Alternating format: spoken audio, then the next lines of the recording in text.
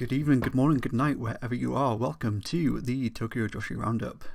It is the night, the day, I guess the morning of, if you're in Japan, of Itanyon. That is January 4th, tomorrow. Big day in the Japanese pro wrestling calendar. We have a big Tokyo Joshi show tomorrow. I'm really looking forward to it. We're going to run down the match card later, but we've got our match of the week first of all. So our free match of the week is actually from January 4th last year. It is Arusu-Endo versus Suzume. It was the debut of Arisu-Endo. So her match tomorrow, she's going to be 1 year into her career. It's going to be really interesting to see how far she's come. I think she's been fantastic. And let's just jump right into it. It's going to be good. So this was her first match, her very first match. Almost exactly a year ago to the day. I think you can see on her face even she's quite nervous compared to how she is in the ring now. But I just think she's taken to wrestling so well, so quickly.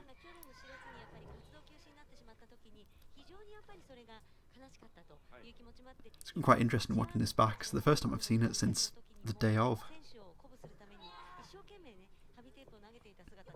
I think Suzume's come on a long way as well. We've seen quite a few matches of Suzume on this show. She's definitely somebody who's going to be the future of the company. It's a really nice roll there. She controls the wrist. Back at the hammerlock, and Arisu quickly tries to escape. I think she'd throw back a lot more sort of force on those elbows now, I think.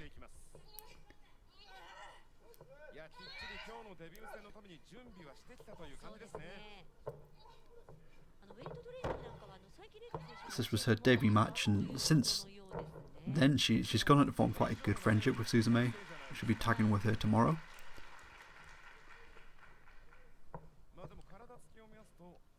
I think they both had a change of gear since then as well.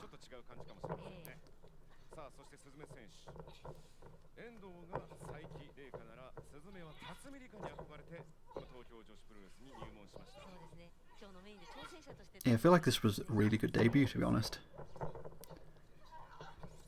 Definitely, you can tell she's a bit nervous, but she seems to be sort of spot on with everything. I think she's got a lot more sort of fluid in the way she sells moves and stuff nowadays. Suzume was great here. Sienna Shiori in a corner there, who is no longer with Tokyo Joshi Pro, unfortunately. Had to retire from wrestling for health reasons.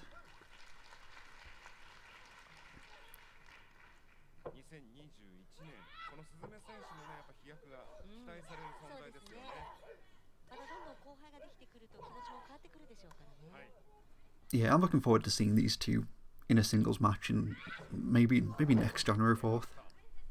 Just to see how far they've come since then. I think they're definitely two people who could easily be the top of the company one day.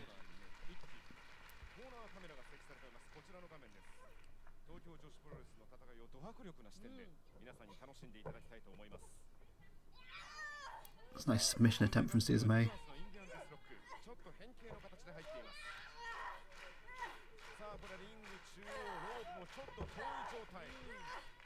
Yeah, she was a real natural. Real natural. I remember being quite impressed with it when I saw the match last year.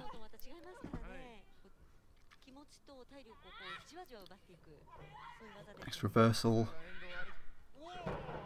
Nice drop kick from Suzume.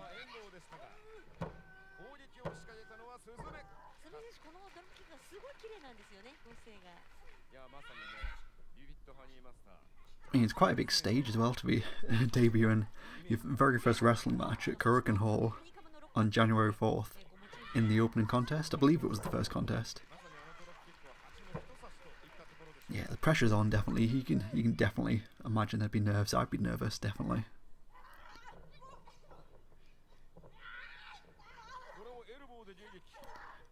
Just forearm strikes.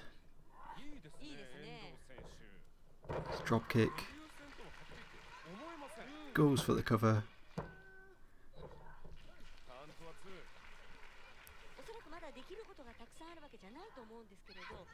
You can see Suzume has Mirai Marumi as her second there, who made her debut for Stardom this morning, so you can see how much has changed in 1 year alone.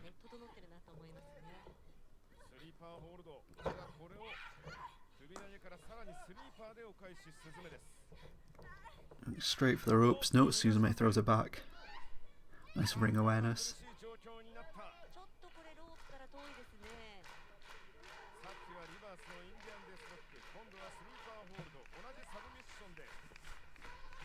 Yeah, I think it's quite easy to tell that she's definitely going to be a natural from this first match.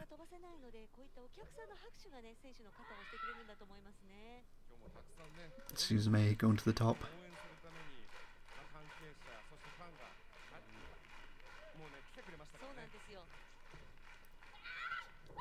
Arisu rolls out the way.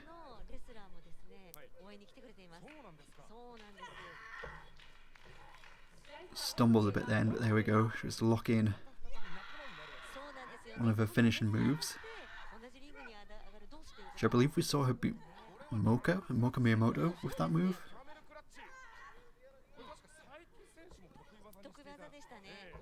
But Suzume manages to crawl away over to the ropes. Arisu wrenching back.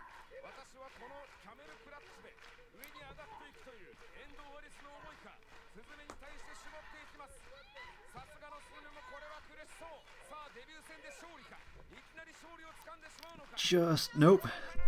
That was great. That was really good.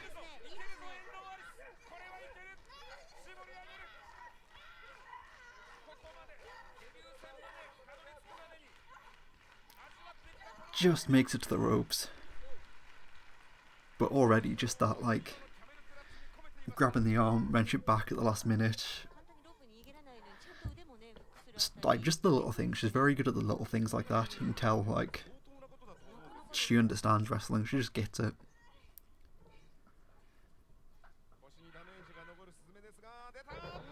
I do kind of wish that the Tokyo Sport Rookie of the Year award had gone to her instead of Yuki Urai, but I mean, they were going to give it to Urai, definitely. And Urai has done fantastically, as expected.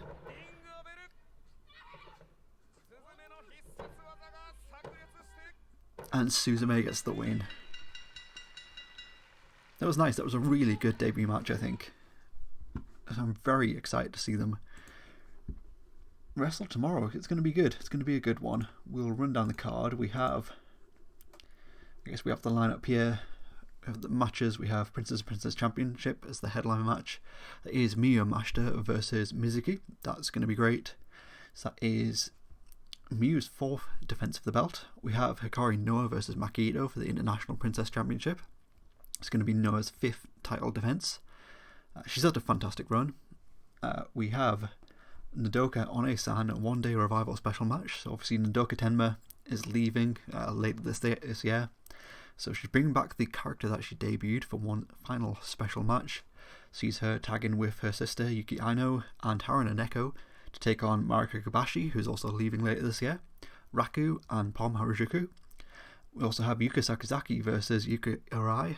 This one's going to be great. I think Yuka Sakazaki is obviously right at the top of the mountain in Tokyo Joshi Pro, and for somebody like Yukirai to come in with a lot of like obvious natural talent, but is still very new to the business, to go in and sort of spend some time in a ring in this massive capacity with a veteran like Yuka Sakazaki is fantastic. It's going to be a great experience for her. We also have Shoku Nakajima versus Hyper Mazou in their annual singles match at January 4th. We don't know what the stipulation is for this match yet, or if there isn't even going to be one. Last year we saw Shoko had to change her name. We also have Rika Tatsumi versus Miyawatnabe. So Rika Tatsumi and Miyawatnabe versus Yuki Kamifuku and Nao Kakita. That should be good. It's Daydream versus the team of Kamiyu and Nao, who certainly have had their ups and downs as last year went on. We also have Mahiro Kiryu and Mogamimoto versus Suzume and Arusu-Endo, like we saw there. Again, Suzume and Arisu in the opener, but it'll be good to see them working on the same team. Maybe Arisu will get a win this year. It'll be interesting to see. and we'll run through the card in a bit more detail. And maybe we should do the top 10 matches first. Yeah, let's do the top 10 matches. So we had the top 10 matches from last year. There was a fan poll run on Twitter, on Tokyo Joshi Pro Wrestling's Twitter, to decide on what the best matches of last year were. We're going to run through the top 10. There were some really, really good matches last year. I think it was a fantastic year for the company. So we have in 10th place, it had 43 votes, was from the 25th of November. We had Rika Tatsumi versus Yukirai. I think this was a fantastic showing for Yuki. It's amazing to see how far she's come in her very short time. She's not even a year into the business, but it's fantastic just to see how quickly she's taken to it and how seriously she's taken to it as well. She obviously has quite a lot of responsibilities outside of wrestling as an idol in quite a big popular group, so it's great to see her like not being able to she doesn't have to, like, obviously I think she's getting like a bit more of a push than maybe Arisu had, or maybe somebody like Mocha had, because of her sort of status outside that. But it's good to see that she's taking wrestling seriously. She's not sort of taking anything for granted. She is putting the work in, and it's paying off. She's fantastic, absolutely fantastic. That's your 10th match there. So in 9th place we had the International Championship match. We had Hikari Noa versus Miyawatnabe from that same show in November. This was great, a really good match. I was convinced going into this that Watanabe was going to win this, but it did not turn out that way. And Hikari Noa managed to hang on to the title, and it was a fantastic match. Definitely recommend that one.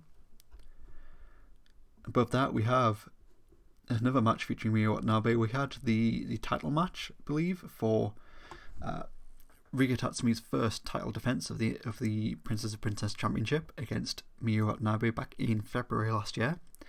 This was a fantastic match as well. I definitely felt like going into this one it was obvious, like Rika had just become the champion, she was going to retain this, but it was a very good, very emotional match between the two of them, and a really sort of nice payoff to their sort of run prior to that. And yeah, it was just a nice moment between friends and a fantastic wrestling match. Above that we have, from the 9th of October, which I believe was Cyber Fight Festival, we have Yukirai and Miyawatnabe versus Ashikong and Mogamimoto. I believe, was this 6-person tag as well, I believe? I can't remember who else was in it. I remember Ashikong going up against Yukirai though very, very well. I think that was one of the matches that really sold Yuki for me. Like the fact that she has no qualms about getting in a ring with a veteran like Ashikong, and just the punishment that was dealt out to her then was, it's so good to see her like giving it her everything. And yeah, she's fantastic. I really think that she clearly has a passion for wrestling. I think it's going to be quite a long-term thing for her. It's great to see. In 6th place, we had Makito versus Shoku Nakajima. This was the final of the Princess Cup tournament. This was a fantastic match. Very, very good match. It's a Shoku Nakajima match. Like, it's going to be great. You can put her in against anybody and she can have a fantastic wrestling match. Makito was on a tear. Last year was the best year of Makito's career, like hands down. Everything from just the fantastic run that she had in a tag team with Miya Master, her doing stuff with AEW was amazing. Seeing her in the tournament there, and then this big sort of singles run she had leading up to Wrestle Princess was fantastic for her. I think, stock in Makito is just going to go up and up and up as time goes on, and this was a good match. It was a good match. It was not her best match in the tournament. I guess we'll get to that later, spoilers, but it was a good match, very good match.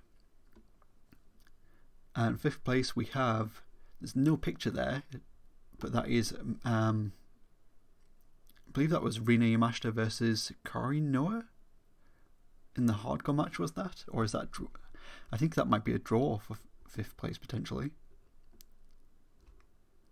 No, misreading that. In 5th place there we have Yuka Sakazaki versus Rika Tatsumi. That was January 4th last year. That was the match that saw Rika win the belt from Yuka. And I'm still not sold on the ending to that match. The match itself was fantastic.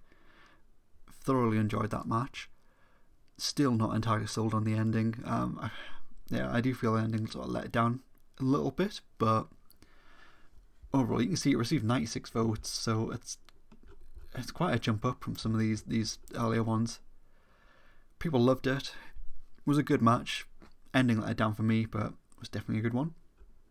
Above that we have 98 points. We have from Cyber Fight Festival, we have Miya Master versus Yuka Sakazaki, so Yuka challenging for the title.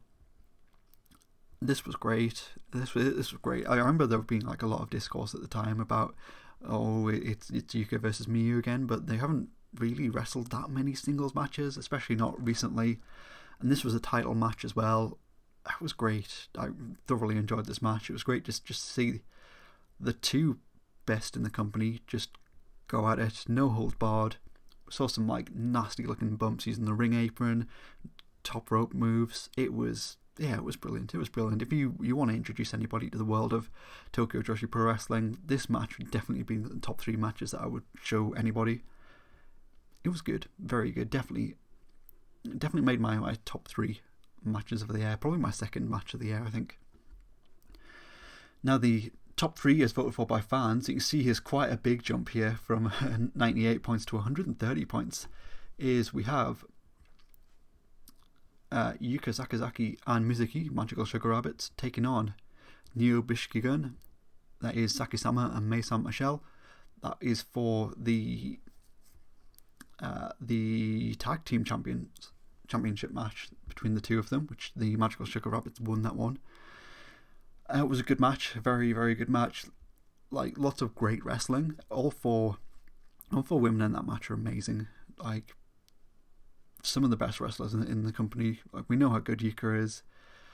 Saki-sama is amazing. She's next level, something else. Mizuki, I feel like Mizuki gets left out of like conversations sometimes, but she's fantastic. She's one of the best sellers in the company, and just some of the things that she can do, nobody else in the company can do that. I'm looking forward to seeing her match against Miya Master tomorrow. Definitely, I think it's going to be a great one.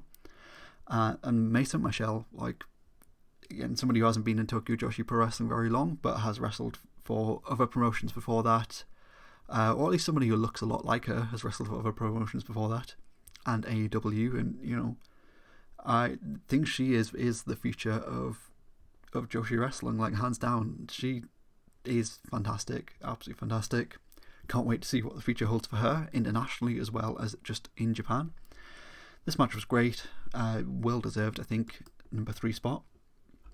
Above that, we have from Wrestle Princess, we have the Princess of Princess Championship match between Miya Master and Makito, and this was the culmination of something really special. The journey the two of these have gone on over the past couple of years, I guess throughout Makito's career, really, it's just been like a roller coaster. It's been so emotional, and this felt like this was going to be the big payoff to that, potentially with Makito winning.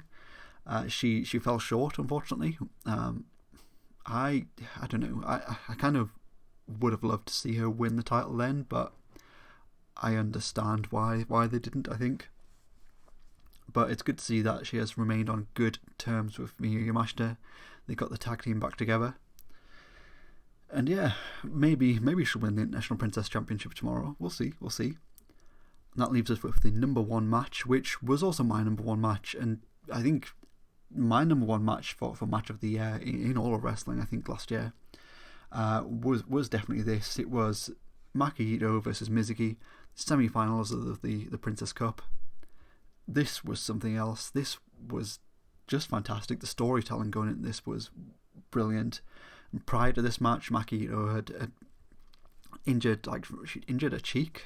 I can't remember what the injury was exactly, if it was a fracture or not.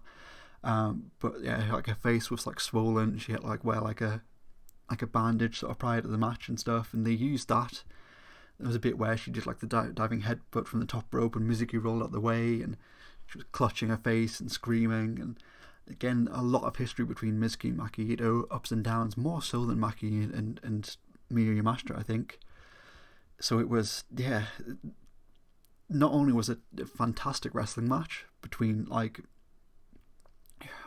so Maki is obviously not the most talented technical wrestler in the world, but she's very good at telling a story. I believe she's one of the best salespeople in wrestling. Like, she is a marketing genius, absolute genius.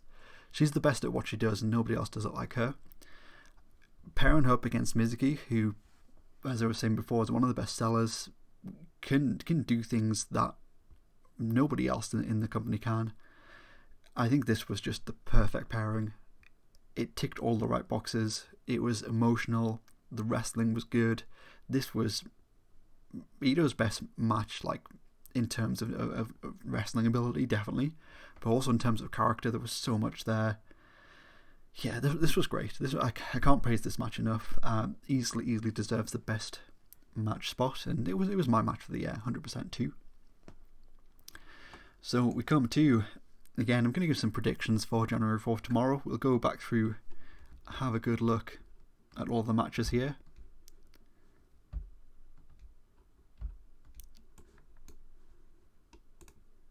And you can see, let's start off at the top.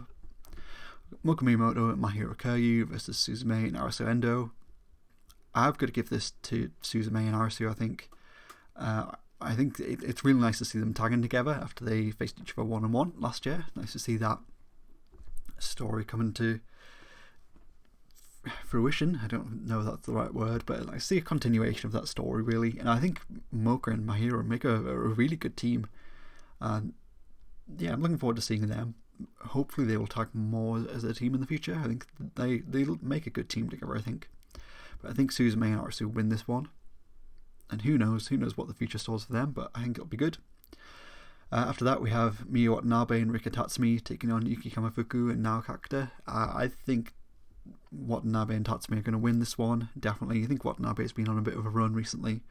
Be good to see her continue that run. Would like to see the two of these challenge for the tag titles whenever that's coming up. And Kamiyu and Nao, again, have had that up and down history. I can imagine there's going to be some sort of breakdown communication. It'll be a fun one for sure, definitely, but I think Tatsumi and Watanabe win this one. Then let's go to Shoku Nakajima versus Hyper Mazou. I think that Shoko will win this one this year, given that she lost last year. I don't know, like, there's no stipulation or anything being announced, so maybe it'll just be a regular singles match. If it is, I think advantage goes to Shoko. Then I also think that if there is a silly stipulation or a fun stipulation, then Shoko will probably win it because she lost last year and had to change her name and do that. It'll be fun to see the fallout from this one. These two are fantastic, really, really charismatic, very fun. Both have fantastic technical wrestling ability, and yeah, I can't see what happens in this one. We have Nodoka One-san and one-time return match. I think for me it's obviously Nodoka One-san's going to win this one. This is just going to be a nice low stakes celebration fun match. Yeah, I think we're all going to have some fun watching this one. It's going to be good. It's going to be good. Low stakes, fun, nice way to say goodbye to Nodoka Tenma. Yuka Sakazaki versus Yukirai. I think Sakazaki wins this one, but I think this one will go long potentially. I think Yukirai is going to really, really put up a good fight.